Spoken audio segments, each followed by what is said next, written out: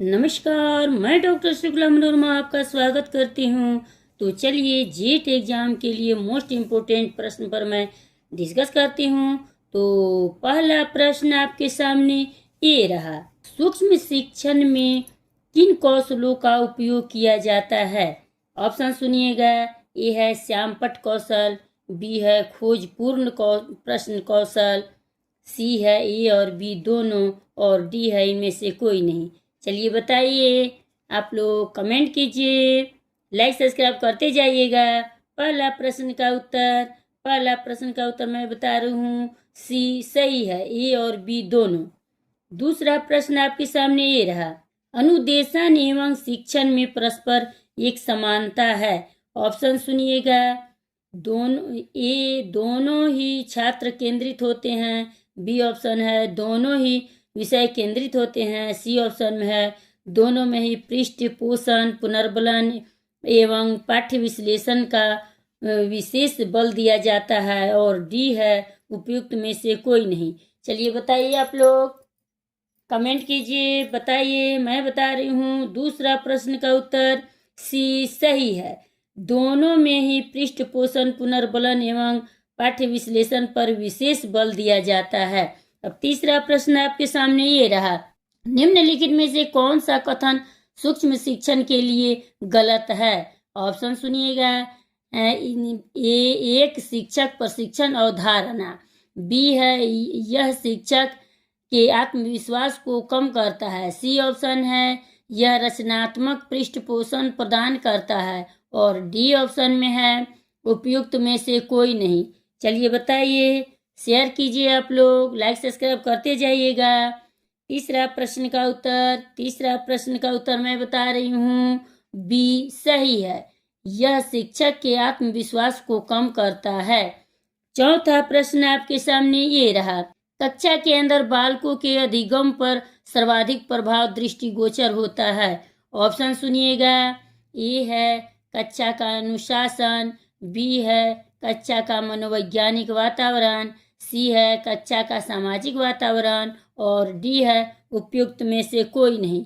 चलिए बताइए, आप लोग लाइक सब्सक्राइब करते जाइएगा। ध्यान दीजिए, आप लोग बताइए, परीक्षा बहुत नज़दीक आ गया है। चलिए, चौथा प्रश्न का उत्तर बी सही है, कक्षा का मनोवैज्ञानिक वातावरण।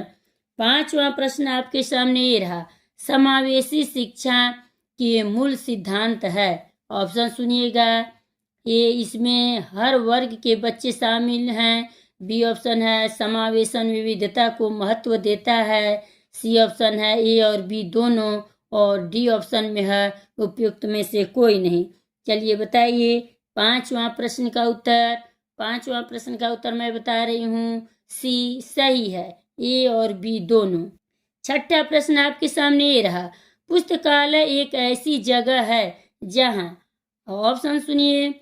ए है ढेर सारी किताबें रखी हुई है, बी है ढेर सारे खिलौने रखे हुए हैं, सी है ढेर सारे कपड़े रखे हुए हैं, और डी है उपयुक्त में से कोई नहीं। चलिए छठा प्रश्न का उत्तर बताइए, आप लोग। छठा प्रश्न का उत्तर मैं बता रही हूँ, छठा प्रश्न का उत्तर ए सही है, ढेर सारी किताबें रखी हुई हैं। चलिए आप लोग लाइक सब्सक्राइब करते जाइएगा। सातवां प्रश्न, ध्यान दीजिए आप लोग, निम्नलिखित में से कौन सा एक पुस्तक का प्रकार है? ऑप्शन सुनिएगा। ए है सामान्य पाठ्य पुस्तक, बी है संदर्भ पुस्तक, सी है ए और बी दोनों, और डी है उपयुक्त में से कोई नहीं। चलिए बताइए, सातवां प्रश्न का उत्तर सी सही है, ए और बी दोनों। आठवां प्रश्न आपके सामने ए रहा, निम्नलिखित में से कौन सा गुण शिक्षकों का नहीं है? ऑप्शन सुनिएगा। ए है सहानुभूति, बी है संचार, सी है रचनात्मकता, और डी है ईर्ष्या। चलिए बताइए, आप लोग कमेंट कीजिए, लाइक सब्सक्राइब करते जाइएगा। आठवां प्रश्न का उत्तर डी सही है, ईर्ष्या। अब नौवां प्रश्न आपके सामने ये रहा, एक शिक्षक के निम्नलिखित में से कौन से व्यक्तिगत गुण शिक्षण को प्रभावित करते हैं? ध्यान दीजिएगा आप लोग। ऑप्शन सुनिए। ए है संवेदनशीलता, बी है प्रबंधन क्षमता, सी है सामाजिक कौशल और डी है इनमें से कोई नहीं। बताइए आप लोग, कमेंट कीजिए, लाइक सब्सक्राइब करते जाइएगा। 9वां प्रश्न का उत्तर मैं बता रही हूँ, ये सही है, संवेदनशीलता। 10वां और लास्ट प्रश्न है, आप लोग ध्यान दीजिएगा। उच्च शिक्षा में शिक्षक की भूमिका होती है, क्या होती है? आगे सुनिए आप लोग।